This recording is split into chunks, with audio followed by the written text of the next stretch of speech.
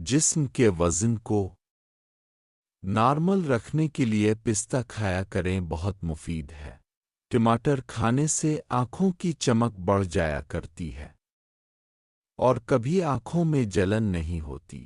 دانت چمکدار ہو جایا کرتے ہیں بس پانی میں شہد کا 1 چمچ ملا کر کلی کیا کریں، بہت مفید ہے۔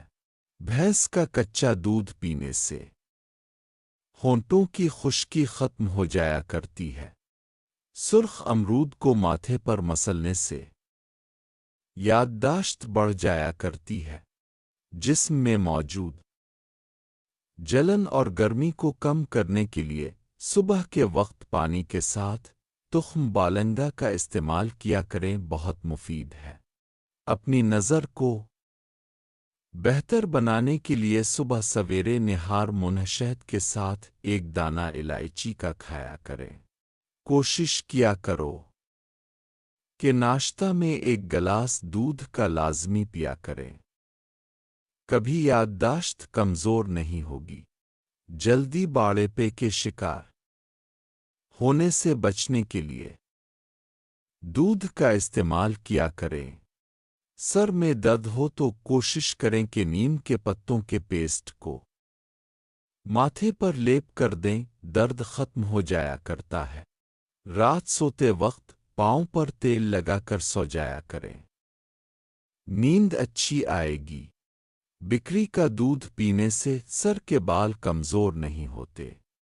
زیادہ گوشت کھانے سے اکثر لوگوں کا بلڈ پریشر بڑھ جایا کرتا ہے۔ جو افراد قہوہ پیتے ہیں وہ چہرے کی الرجی سے بچے رہتے ہیں۔ ہاضمہ کی بہتری کے لیے سونف کھایا کریں، ایک تو کھانا جلدی ہضم ہو جائے گا اور دوسرا پیٹ خراب نہیں ہوگا۔ جن کو قبض رہتی ہے تو چاول کھانے سے گریز کیا کریں۔ آنکھوں سے پانی آتا رہتا ہے تو یہ الرجی کی شکایت ہو سکتی ہے۔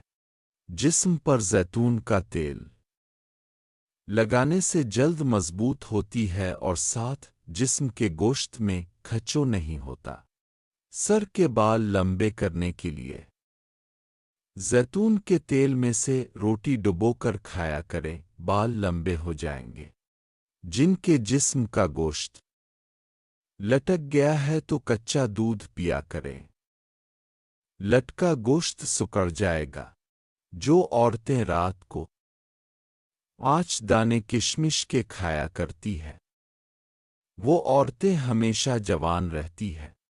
زیادہ کیلا کھانے سے دانتوں کو کیڑا جلدی لگ جایا کرتا ہے۔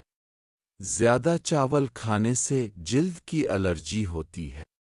جو افراد صبح کا ناشتہ گائے کے مکھن کے ساتھ کیا کرتے ہیں وہ جلدی بیمار نہیں ہوتے اور نہ ہی جلدی بڑھاپے کا شکار ہوتے ہیں۔